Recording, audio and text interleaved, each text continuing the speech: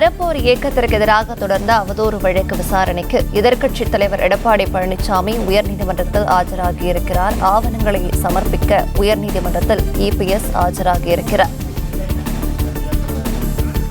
விவரங்களை நம்முடைய செய்தியாளர் ராஜகுமரன் வழங்கிட கேட்கலாம். ராஜகுமரன், வணக்கம். இது பற்றின மேலும் விவரங்களை தொடர்ந்து வழங்கலாம்.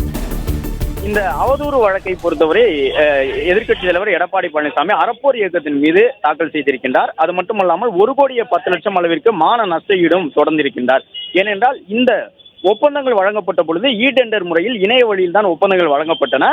முதலில் வருபவர்களுக்கு அந்த ஒப்பந்தம் வழங்கப்பட்டது, கூடுதல் தொகைக்கு கேட்டவர்களுக்கு ஒப்பந்தம் வழங்கப்பட்டது என்ற அடிப்படையில் முறையாக வழக்கமான நடைமுறைகளை பின்பற்றியே 3 மாவட்டங்களிலும், தஞ்சாவூர், சிவகங்கை, கோயம்புத்தூர் 3 மாவட்டங்களிலும் நெடுஞ்சாலைத்துறைக்கான ஒப்பந்தங்கள் வழங்கப்பட்டன என்பதற்கான ஆதாரங்களை தற்பொழுது அந்த வழக்கு குறித்த ஆவணங்களையும் எதிர்க்கட்சி தலைவர் எடப்பாடி பழனிசாமி நீதிமன்றத்தில் வழங்கியிருக்கின்றார். சரியாக 10:33 மணிக்கு நீதிமன்ற வளாகத்திற்கு உள்ளே சென்றிருந்த அவர் தற்பொழுது அந்த ஆவணங்களை வழங்கியிருக்கின்றார். அது மட்டுமல்லாமல் சாட்சியங்களும் பதிவு செய்யப்பட்டிருக்கின்றன.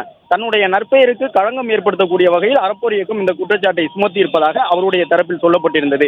ஏற்கனவே இந்த வழக்கு விசாரணையின் பொழுது எதிர்க்கட்சி தலைவராக இருக்கக்கூடிய எடப்பாடி பழனிசாமி தொடர்பாக பொதுவெளியில் ஊடகங்களில் அவதூறு வழக்கு சந்தித்திருக்கக்கூடிய அறப்போர் இயக்கத்திற்கு தடை விதிக்கப்பட்டிருந்த நிலையில் தற்பொழுது ஆவணங்களை சமர்ப்பித்தார் எதிர்க்கட்சி தலைவர் எடப்பாடி பழனிசாமி.